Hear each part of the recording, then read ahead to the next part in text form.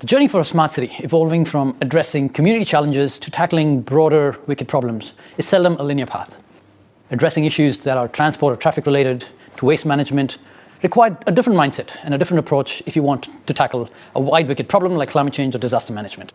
Now, technology and data have been offered up as a solution that has to be blended in with people capability if you have to tackle these challenges. What is also important is for us to understand how a city works. Here in New Zealand, a world-first pilot project called Sensing Cities was undertaken to precisely do that. And today we have with us Dr. Lucas Marek from the Geospatial Research Institute at the University of Canterbury, who's been involved with the research on sensing cities, to talk to us and share with us his insights on how a smart city evolves into a sensing city. Lucas Marek, thanks for joining us. Thanks for having me.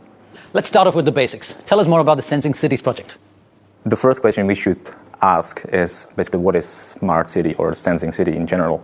It's not an easy question, and the answer is rather fuzzy. It's really unclear, and it really depends on the viewpoint you have. So if you're a corporate and if you have your own rhetoric, you're trying to sell your product to the cities, and you can claim that data can cure everything, that is the universal cure, but actually if you are from the city council, then you should take care not only about the data and the city itself, but mainly about its citizens.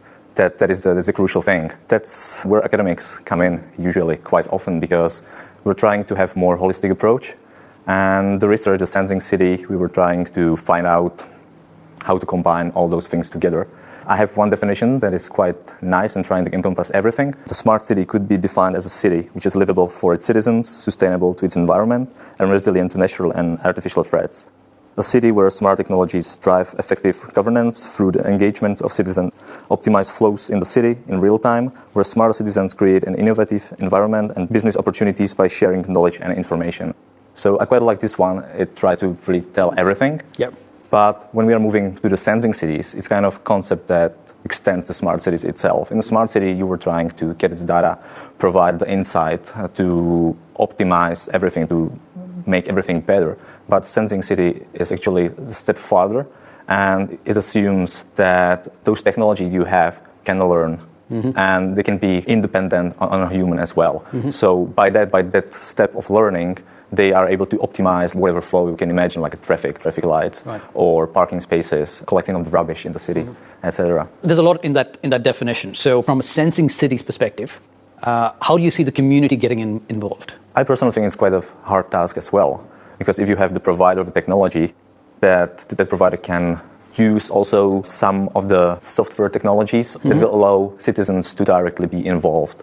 For example, the participatory methods, mm-hmm, where you can use voting of the people, or in Christchurch there are quite a lot of nice insights from similar ways where you see how, for example, cyclists are happy within the city. Just imagine you are going to develop the new city, mm-hmm, and you can have people involved through digital technologies or even the manual technologies. You can combine both, and citizens can provide their own ideas on what should be improved. How did the Sensing Cities project come about in Christchurch? Who led the initiative? I think that the main momentum just appeared after the earthquake, mm-hmm, because what happened in those years, it was a disaster for the city. Like 80% of the city just pinned down. Mm. But on the other side, there were people who were thinking, let's think about it more like an opportunity. So instead of building what we have right now, let's create the first city of 21st century. Mm-hmm. In fact, you don't have much opportunities like this around the world, because most of the cities exist for 100 years. But this initiative thought, like, let's create the city that will utilize all of those new technologies and improve the life of people within the city by using sensors, mm-hmm, and creating something that New Zealand can be proud of, and it will be unique worldwide. Yeah. Did the Sensing Cities project take on particular problems or particular challenges? I think there were a lot of ideas. So I was involved more in the health side. Mm-hmm. So we were developing projects about the air pollution and how air pollution in the city can affect people who are suffering respiratory disease in Christchurch. Mm-hmm. So there were a lot of technologies supposed to be involved, mm-hmm, like the air pollution sensors, and then also intelligent technologies for tracking of those patients. But there were much more projects based on the Sensing City Trust and that original project. Another of them is called Sensibel. It's still alive in Christchurch, and you can see some of the outputs from that project that is focusing on how cyclists are feeling in the city. You can see the outputs of this one in the Smart View app that is provided by Christchurch City Council. Yeah. How did the project engage with the community on the health initiative, or even the other ones? The engagement was amazing, mm-hmm, with a project like Share Idea. It was a social media project that was offering thousands of ideas how to improve the city.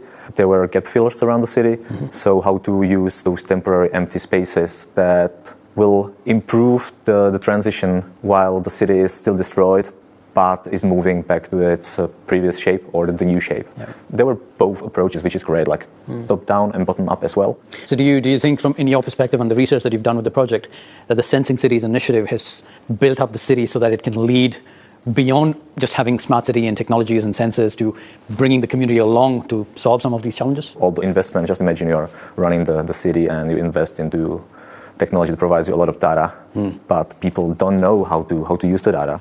And you don't know how to share the data as well. So further value can be generated from the data you have.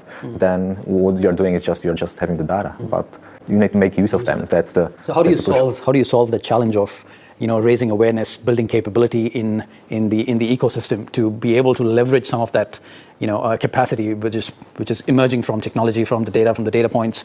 How do you address those challenges? I think that one of the crucial ways how to do it is a good communication, of course, because sometimes not just with the definition of smart city, but it is also, for example, Christchurch. I'm living here for 5 years now, but Christchurch has been going through several development stages. It all started with the smart cities, but then kind of all the activities were not that visible, but then from nothing, the network of 100 resilient cities appeared, and Christchurch is part of it. And it's a very similar thing, and it's important to inform people that there are activities like this that's supposed to improve the development of the city and how the city will embrace those challenges that is coming with things like climate change. Have you seen other cities across the world adopt or emulate what Christchurch has done with regards to sensing cities? There are a lot of activities like this around the world, but in most of the cases it's rather small projects or projects that are facing one of those challenges. There are famous examples in Barcelona or London or Amsterdam that those cities are famous by adopting smart technologies, or Singapore. But actually New Zealand has quite a good environment for adopting those technologies, because it's pretty hard to adopt technology like smart city technologies that provides insight on everything into a big city. And the size of New Zealand cities, it's rather smaller, but still big enough so it can be a great laboratory for projects like the air pollution project, or when you want to optimize your public transport, etc. In New Zealand, for example, Auckland is ranked 6th in one of those indices on how smart a city is. But the nice thing about that IMD index is that it's focusing on how people are perceiving the efforts of the city to be smart. So it combines both the technological side and also the human side and the services side of the thing. Ultimately, I guess the message is still the same. You cannot work a smart city or a sensing city without bringing your people along. It has to be an equal, if not a more important component that resides with technology, with data, building that societal capability, engaging with the community, building up the awareness, having those communication channels are all important. Yeah, I totally agree, because if you miss one of those, also the governance should be included. If you miss one of those, then you missing crucial part. So if you miss the technology, then you can have smart people or environment that is supportive, but you don't have the information to make it even better. And if you miss people and you have the technology, then you are missing on the important part, because if it's not benefiting the citizens, then it's hard to justify the use of the system itself. Excellent. Dr. Lucas Mark, thank you so much for taking the time to discuss with us the project Sensing Cities and how it relates to smart cities. Thanks for having me.